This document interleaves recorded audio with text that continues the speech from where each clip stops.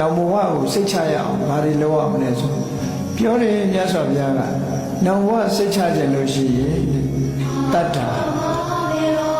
တိလသုဒ္ဓစာကပညာပေါ့အဲ့တော့တတ္တာတိလသုဒ္ဓစာကပညာလို့ဆိုရင်ဒီအရေးချင်းလေး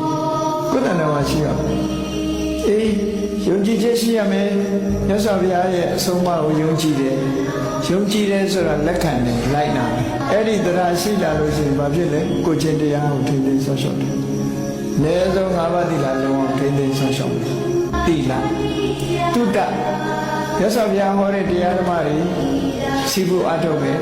။လောကမှာအကျိုးရှိရာအကျိုးရှိကြောင်းစာပေတွေဖတ်မယ်။သိယူမယ်မှတ်သားမယ်။လောကမှာရှိတဲ့ဤပညာတွေကိုသိယူမယ်မှတ်သားမယ်။ဒီပညာရက်တွေကလည်းကိုယ့်ဘဝအကျိုးရှိကြောင်းနောက်တဲ့အခါကျတော့ပညာစာကရလာတဲ့ပစ္စည်းဥစ္စာကိုအများနဲ့ခွဲဝေပြီးတော့သုံးနိုင်တယ်စွန့်ကြဲတဲ့ဒီကန်းနဲ့စာကဟောနောက်ဆုံးတစ်ခုကျတော့ပညာဒါကတော့အရေးကြီးဆုံးပဲပညာဆိုတာစီးဖို့အထောက်စီးဖို့အထောက်တာဘယ်နည်းနဲ့စီးဖို့အထောက်တယ်လဲလို့မြည်ပဲဆိုလို့ရှိရင်ကိုယ်တိုင်အခုလိုတရားနာတာလည်းပညာရအောင်လုပ်တာစာပေဖတ်ရှုတာလည်းပညာရအောင်အထောက်တယ်နောက်ဆုံးမှမသိတာတွေကိုမေးတယ်မရှင်းတာတွေကိုမေးတယ်ဆိုလို့ရှိရင်ဒါလည်းပဲပညာပညာပါရမီဆိုတာကိုယ်တိုင်သင်ယူခြင်းလို့ဆိုလို့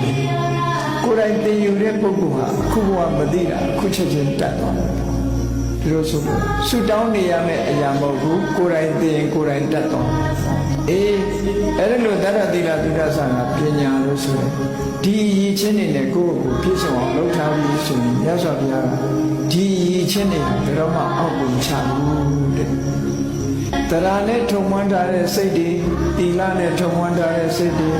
သုဒ္ဓဆာကပညာတို့နဲ့ထုံမွမ်းထားတဲ့စိတ်တွေ